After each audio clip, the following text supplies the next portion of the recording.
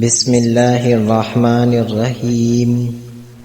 اللهم رب يسر ولا تعسر وتمم بالخير وبك نستعين يا فتاح يا فتاح يا فتاح. د دې کتاب نوم مفید الطالبین دی او دا کتاب لیکل شوی دی د هغه طلبو د پاره کم طلبا چې عربي ژبه زده کول غواړي، او دا کتاب د اول درجه په نصاب کې شامل دی. بسم الله الرحمن الرحیم.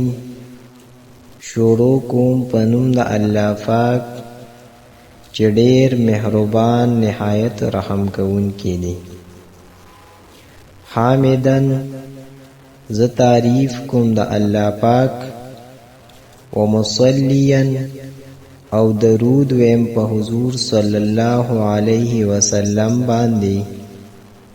و بعد د تسمیه حمد او درود نباد، فهذه الرسالة دا کتاب المسمات چې د دې نوم ایښودل شوی دی بمفید الطالبین، مفید الطالبین.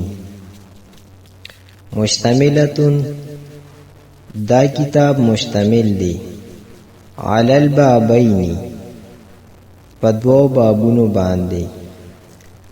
الباب الاول لومبی باب فی الامثال د ضرب الامثال په باره کې دی، والمواعظ او د نصیحتونو په باره کې دی. والباب الثانی او دویم باب فی الحکایات د قصو متعلق دی، والنقلیات او د نقل شوی روایتونو متعلق دی.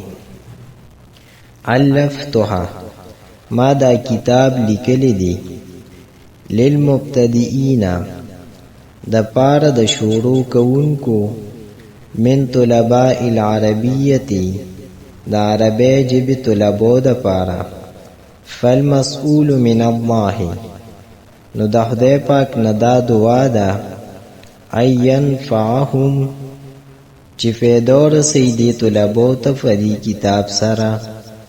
وهو حسبی او دا الله پاک زما د پاره کافی دی. ونعم الوکیل او ډیر ښه کارساز دی. مصنف رحمت الله علیه د خپل کتاب شروع په تسمیه حمد او په حضور صلی الله علیه وسلم باندې درود لېږلو سره وکړه. د دې وجه دا ده چې مصنف رحمت الله علیه د اکابرین علماء اتباع وکړه.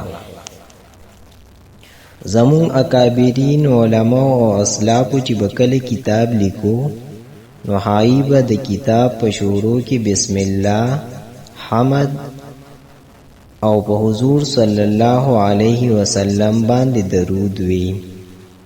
مصنف رحمت الله علیه د دقه طریقې اتباع وکړه.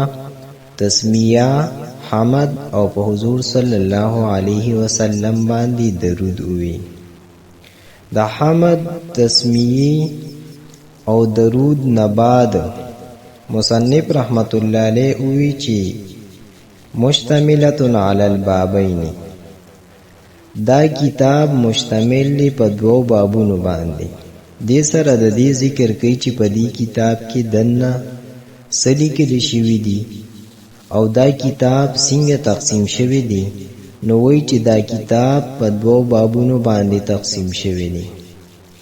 لومبنی باب د ضرب الامثال په باره کې دی او د نصیحتونو په باره کې دی، او دویم باب دا د قصو په باره کې دی او د نقل شوی روایتونو په باره کې دی.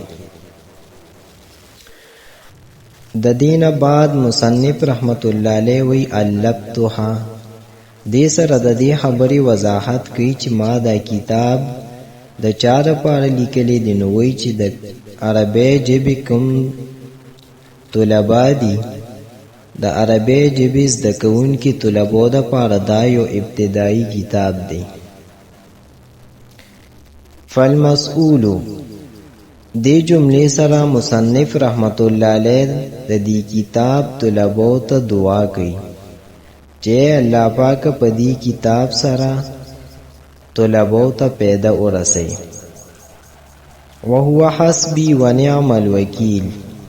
په دې عبارت سره مصنف رحمت الله علیه وایي چې زما د دې کتاب لیکلو نه څه دنیوي عرض مراد نه دی، یعنی زه په دې کتاب باندې څه اجر او څه بدله نه غواړم، بلکې الله پاک زما دپاره کافي دی او هغه زما دپاره کار جوړونکی دی. او په دې سره طلبو ته هم یو سبق دی چې کم طلبا علم کې شروع وکي نو هغوی د خپل کې دا خبره کلکه ونیسي چې الله پاک زموږ لپاره کافي دی او الله پاک زموږ لپاره کارساز دی. نو انشاءالله الله پاک په د هغوی کارونه آسان کی او الله پاک په د هغوی دپاره کافي شي. دا د دې سبق وضاحت او تشریح وه. د دې سبق لغوي تحقیق به انشاءالله په آینده درس کې وایو.